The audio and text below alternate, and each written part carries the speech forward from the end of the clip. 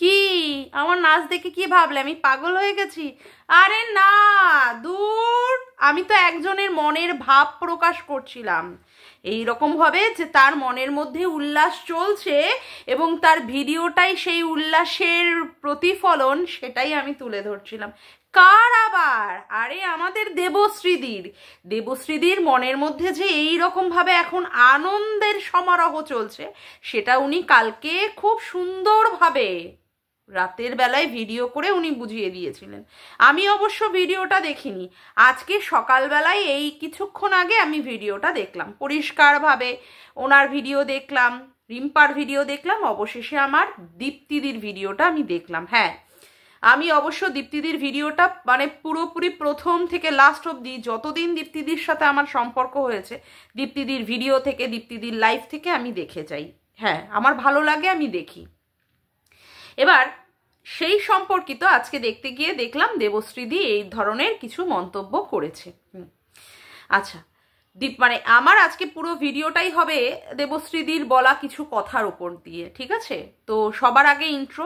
Hello বন্ধুরা, কেমন আছো তোমরা সবাই? আশা করি তোমরা সবাই ভালো আছো, আমিও খুব ভালো আছি। মামনের মনের কথাতে তোমাদের সকলকে সুস্বাগতম। হ্যাঁ, আমি ভিডিওটা বলার আগে আমি কিছু দীপ্তিদির সম্পর্কে কিছু কথা আমার পরিষ্কার করতে করা উচিত বলে আমি মনে করছি।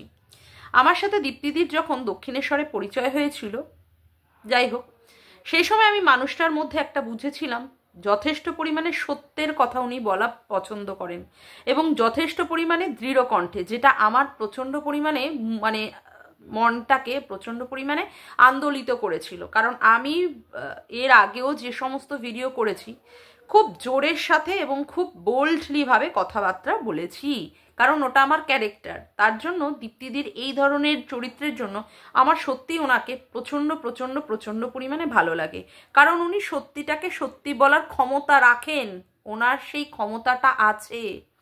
উনি কখনোই মিথ্যেকে আশ্রয় করে উনি চলেন না। একটা উনি বারংবার বলেন যে দক্ষিণেশ্বরে যাওয়াটা ওনার ঐতিহাসিক ভুল। হ্যাঁ, হয়তো বা যে পারপাসে উনি গিয়েছিলেন সেই পারপাসটা সত্যি এখন ঐতিহাসিক ভুল হয়ে যাচ্ছে, কারণ যাকে সমর্থন করে গিয়েছিলেন সে যে আসলে কি সেটা তো তোমরা খুব ভালো মতোই জানো। আমি ওই নরকের কীটটাকে নিয়ে একদমই কথা বলতে চাই না, আমার একদম জাস্ট ঘেন্না লাগে ওকে নিয়ে কথা বলতে। কারণ যার না আছে কোনো পড়াশুনো, না আছে কোনো শিক্ষা দীক্ষা, না আছে কোনো রুচি, আর প্রত্যেকটা সময় শুধু নারীদেরকে নগ্ন করা, যে জিনিসটা একদমই ভালো লাগে না। কারণ চরিত্রের মধ্যে খারাপ জিনিসটা না দেখলেও সেই চরিত্রের চচ্চড়ি করতে বসে যায়। আমি গতকাল ওর লাইভটা দেখেছি, যেখানে দীপ্তিদি আর নিরঞ্জন বাবুর মধ্যে একটা নোংরা সম্পর্কে ও আবদ্ধ করে দিচ্ছে। ওর ক্যারেক্টারটাই তাই, ওর মাথার মধ্যে মগজের মধ্যে চলেই তাই, ওর মগজের মধ্যে চলেই তাই, তার জন্য ওইসব নিয়েই বলতে বসে। যাক গে, ওকে নিয়ে আমার কোনো কিছু বলার দরকার নেই। এখন আমি দীপ্তিদির সম্পর্কে কিছু কথা বলবো, প্লিজ তোমরা একটু মন দিয়ে শুনো। এই যে সাজানো অপুর সংসার যাকে তোমরা দেখছো, হ্যাঁ, সেও কিন্তু ওই দক্ষিণেশ্বরের মিট আপে গিয়েছিল। হ্যাঁ, আমারও ফোন নাম্বার সে নিয়েছিল। নেওয়ার পরে কিছুদিন বাদে, আমি যখন ভিডিও করছি, কিছুদিন বাদে সে আমাকে ফোন করে বলে যে যাবে এই রকম বাতখুল্লাতে, আর একবার ওদের বাড়িতে যাবে, হ্যাঁ, এরকম বাচ্চার বাবার বাড়িতে, যেখানে গেলে আমরা অনেক কিছু জানতে পারবো। তখন আমি বলেছিলাম দাঁড়াও, আমি তো এই সম্পর্কে এখন কিছু বলতে পারবো না, আমি আগে দীপ্তিদির সঙ্গে কথা বলে নিই। হ্যাঁ, আমি দীপ্তিদিকে ফোন করি এবং দীপ্তিদি শোনার সাথে সাথেই বলে দিয়েছিলেন যে তিনি কারোর বাড়িতে যাওয়া পছন্দ করেন না, তার যা কথা হবে, যা কিছু হবে, সে তার ভিডিওর মাধ্যমেই তিনি তুলে ধরবেন। একদমই তাই, এই মানুষটার মধ্যে আমি সেই জিনিসটা দেখেছিলাম যে সত্যি উনি কাউকে কোনো রকমের তেল দিয়ে বা কোনো রকমের মাস্কা লাগিয়ে উনি কিন্তু ওনার চ্যানেল দাঁড় করাননি। ওনার চ্যানেল দাঁড়িয়েছেই একমাত্র ওনার যুক্তি দিয়ে কথা বলার মাধ্যমে সেটা দিয়ে দাঁড়িয়েছে।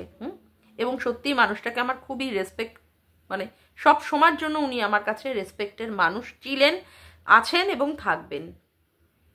এখন সেক্ষেত্রে কথা হচ্ছে এই মানুষটা কখনো ভিডিওর বহির্ভূত কোনো রকমের কথা বলা পছন্দ করেন না, যে ভিডিওর বাইরে কি দেখা গেল না গেল সেই নিয়ে মানুষ কারোর মাধ্যমে কোনো একটা কমেন্ট তুলে কিংবা কারোর রকমের ওই কি বলে ওই গোপন সূত্র মারফত খবর তুলে আমরা কিন্তু কোনোদিন দেখিনি। যে যা কথা হয়েছে, যা উনি কথা বলেছেন প্রত্যেকটাই মনে হয় ভিডিওর মধ্যে অন্তর্বর্তী যা যা রয়েছে সেই সব নিয়ে কিন্তু কথা বলেছেন এবং বলেন, যেটাতে আমার সত্যিই ভালো লাগে ওনাকে।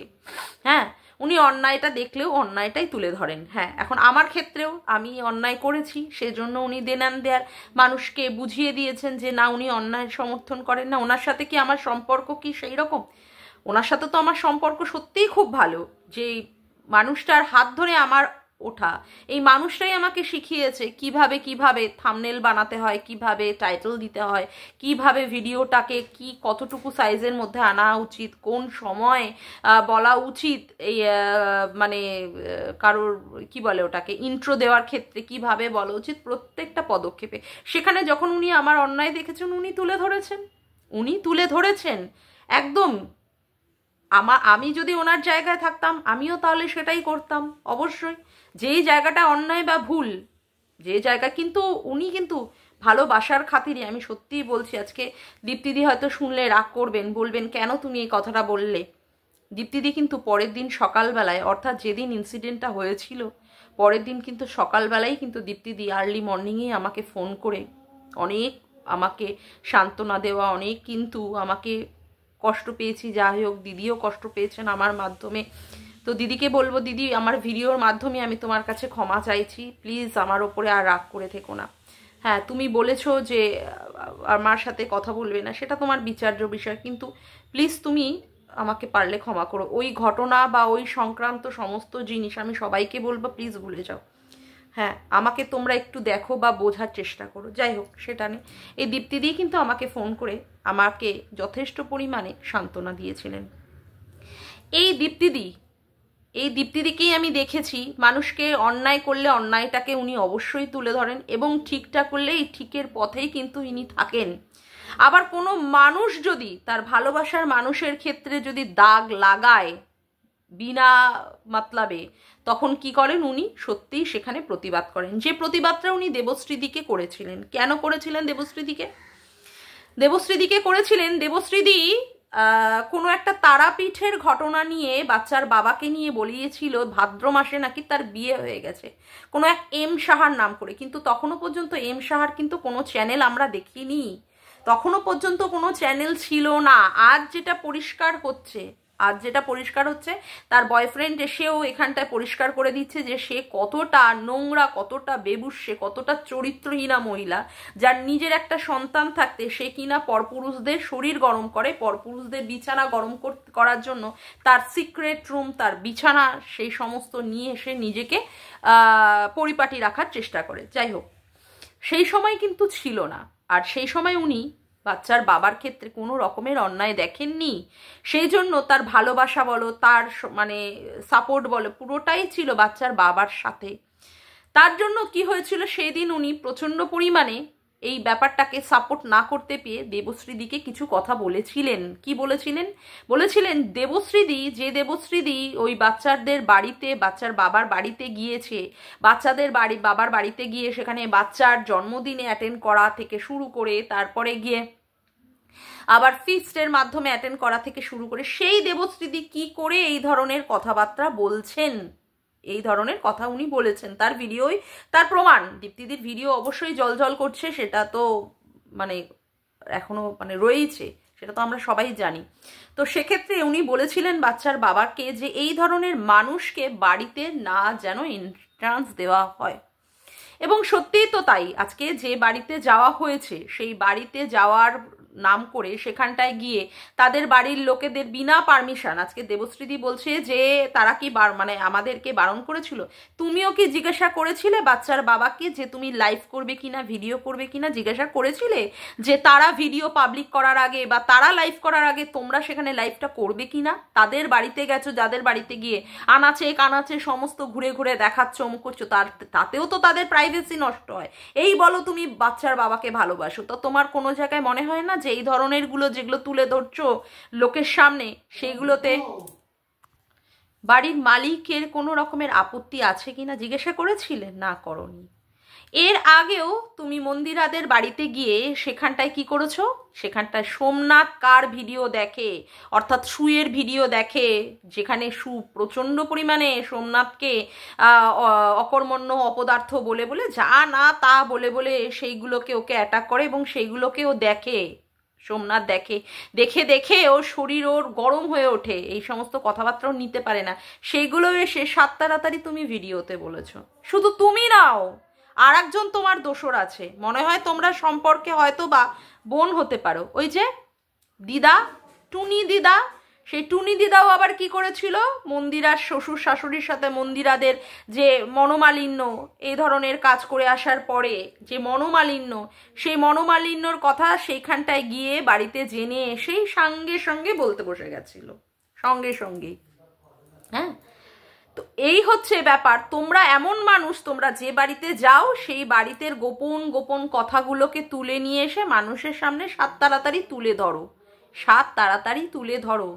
যেটা তুমি করেছো এই বাচ্চার বাবার ক্ষেত্রেও, হ্যাঁ, তোমাকে কোনো এক ভিউয়ার্স তোমাকে দিয়েছে, তার আইডি দিয়েছে, অমুক দিয়েছে, তমুক দিয়েছে, তোমার মনে হয়নি যে হ্যাঁ তোমার এইগুলো নিয়ে এখনই কথা না বলাটাই উচিত? যখন এইগুলো সবার সামনে প্রকাশ্যে আসবে তখন তুমি বলবে না, তুমি তো সেটা করতে পারবে না, কারণ তোমাকে তো 7 তাড়াতাড়ি এরকম আঙুল দিয়ে, এইভাবে আঙুল দিয়ে ইশারা করে করে দেখিয়ে মানুষের সামনে তুলে ধরতে হবে যে তুমি প্রথম ব্যক্তি যে কিনা এক্সপ্লোর করলো এই ধরনের সত্যতা। আর কারোর কোনো ক্ষমতা নেই, এই ক্ষমতাতে তুমি একদম সব থেকে এগিয়ে, যেই ব্যাপারগুলো তুমি এক্সপ্লোর করতে পারো না, এক্সপ্লোর করার ক্ষেত্রে তুমি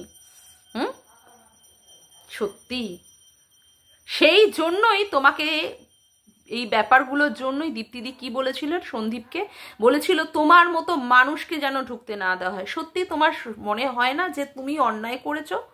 তোমার মনে সেই রিগ্রেশনটা নেই যে হ্যাঁ সত্যি তো আমি যার বাড়িতে গেলাম, যার বাড়ির অনুষ্ঠানগুলোতে অ্যাটেন্ড করলাম, যার ওখানটায় গিয়ে আমি আনন্দ উপভোগ করলাম, তাদের বাড়ির সম্পর্কে নিয়ে এখনো মানুষ যেটা পাবলিকলি জানে না সেইগুলো নিয়ে 7 তাড়াতাড়ি বসে পড়া আমার উচিত নয়? না, কিন্তু তুমি এখানটায় তোমার যে রিয়েলাইজেশন, সেই রিয়েলাইজেশনটাই হয়নি। তুমি কি বোঝাতে বসেছো?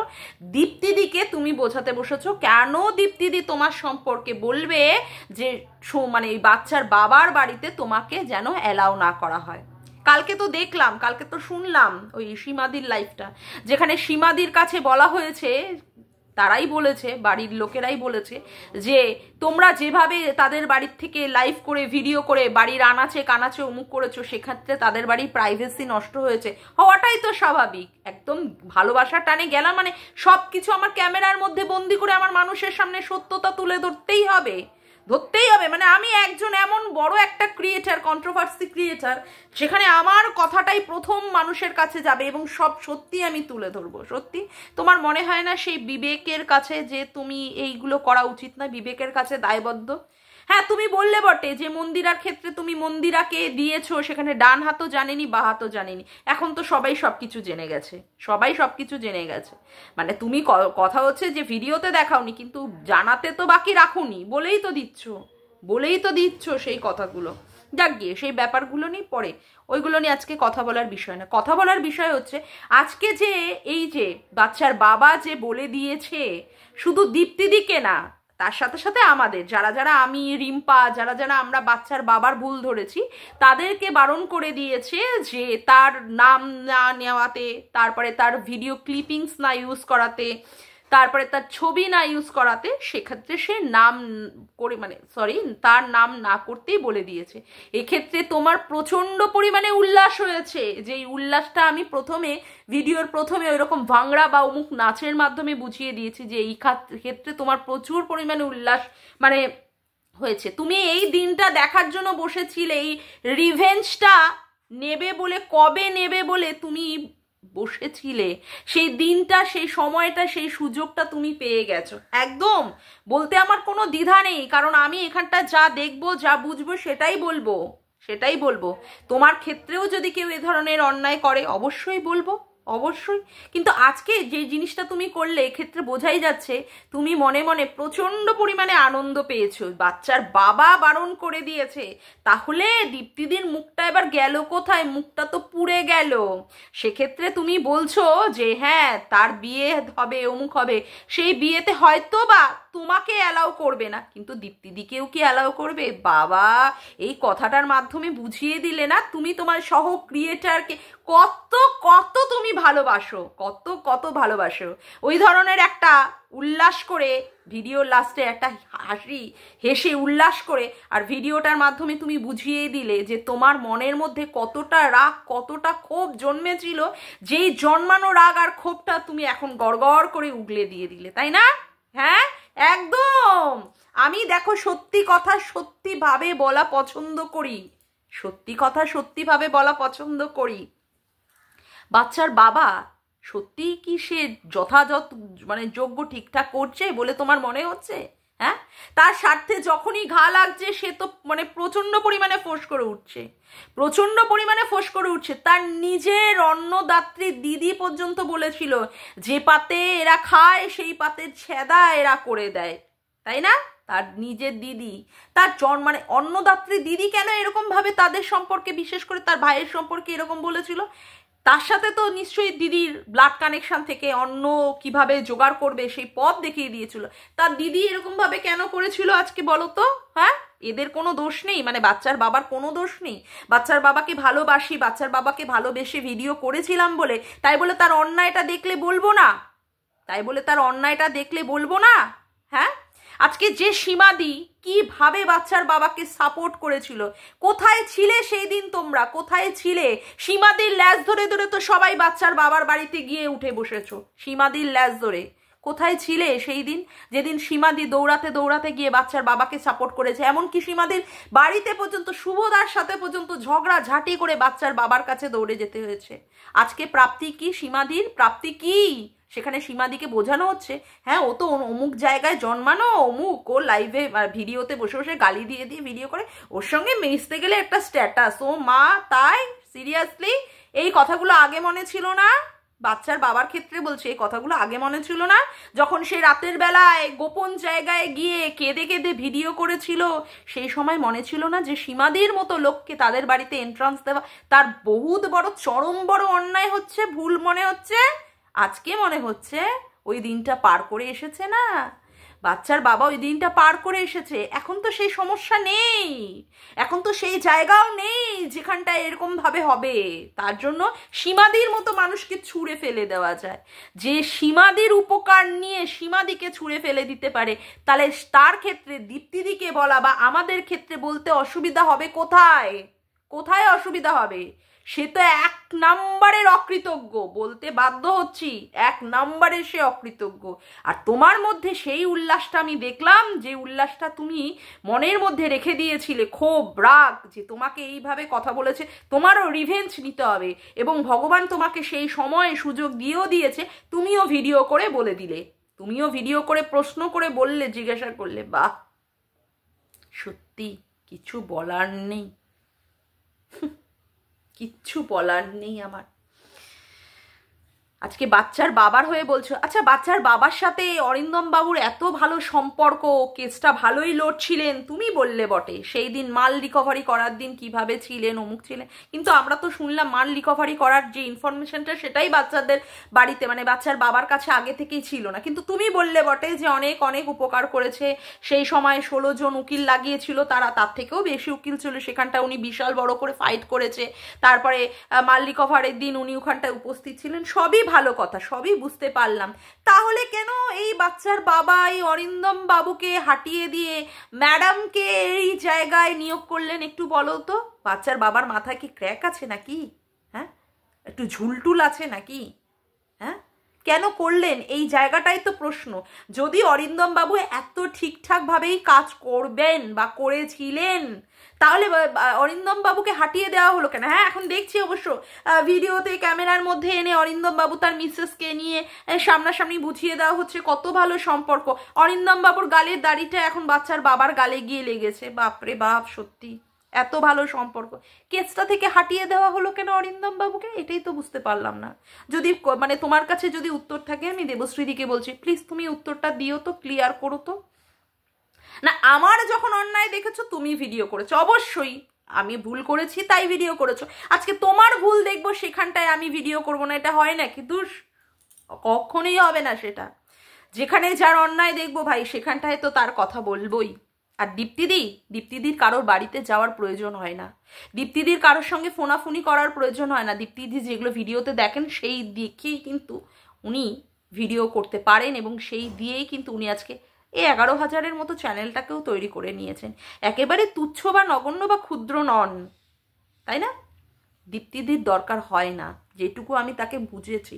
আর ফোন করার ক্ষেত্রে আজকে তুমি বলছো, হ্যাঁ আজকে দীপ্তিদি তোমাকে ফোন করতে পারতো, হ্যাঁ যেই তারাপীঠের ঘটনা যেটা নিয়ে তুমি ভিডিও করেছো সেটা নিয়ে ফোন করতে পারতো। তুমিও তো ফোন করতে পারতে দীপ্তিদিকে, তুমিও তো ফোন করতে পারতে। এই যে আজকে যে ভিডিওটা করেছো, যে এই রিভেঞ্জমূলক যে ভিডিওটা তুমি করেছো, এর তুমি এই ব্যাপারটা ফোনে মিটিয়ে নিতে পারতে না? দীপ্তিদি তোমাকে বারংবার বলে দিয়েছে, তোমাকে ওইভাবে যে বাচ্চার বাবাকে বলে দিয়েছে যাতে করে তোমাকে বাড়িতে এন্ট্রান্স না দেওয়া। সেই যে ভিতরে যে জ্বালা, সেই যে রাগ, সেই যে ক্ষোভ, সেইটা আজকে তুমি পুরোপুরি সুন্দরভাবে উগড়ে দিলে একেবারে। তুমি আনন্দ পেয়েছো, প্রচুর উল্লাস করছো তুমি মনে মনে, তার জন্যই তোমার আজকে এই ভিডিও, পরিষ্কারভাবে সেটা প্রমাণিত। সত্যি এই আবার তোমার ভালোবাসা বলছো বটে, আমি যাই ভিডিও দেখি, লাইভ দেখি, তাই যদি ভালোবাসাটা হতো না তাহলে এই ব্যাপারটা তুমিও ফোনের মধ্যে মিটিয়ে নিতে পারতে। তার জন্য এইভাবে তোমাকে ভিডিও করে বোঝাতে হতো না যে তুমি কতটা ভালোবাসো, বুঝলে? কিচ্ছু আর বলার নেই। ভালো লাগেনি আমার তোমার এই ধরনের বিহেভিয়ার, আমার ভালো লাগেনি। তোমরা মানুষের বাড়িতে যাও, গিয়ে আবার তাদেরকেই আবার এক্সপোজ করো, তাদেরকেই। আর এক্সপোজ করার ক্ষেত্রে তুমি একদম প্রথম সারিতে, একদম মানে আগের সারিতে গিয়ে তুমি নিজেকে প্রমাণ করার চেষ্টা করো যে তুমিই হচ্ছে এক্সপোজার, তুমি হচ্ছে এক্সপ্লোরার। কথা বুঝেছো? যতটুকু বুঝেছি ততটুকুই বললাম। যাকগে, আজকের মতো ভিডিওটা আমি এখানেই শেষ করলাম। আমার ভিডিওটা যদি তোমাদের ভালো লেগে থাকে তবে অবশ্যই একটি লাইক করো, কমেন্ট করো, শেয়ার করো, আর চ্যানেলটিকে বেশি বেশি করে সাবস্ক্রাইব করে রেখো, আর অল নোটিফিকেশান বেলটিকে অন করে রেখো এরকম নতুন নতুন ভিডিও পাওয়ার জন্য। আজকের মতো আসি বন্ধুরা, আবার দেখা হচ্ছে একটু নতুন ভিডিওতে। Bye, tata.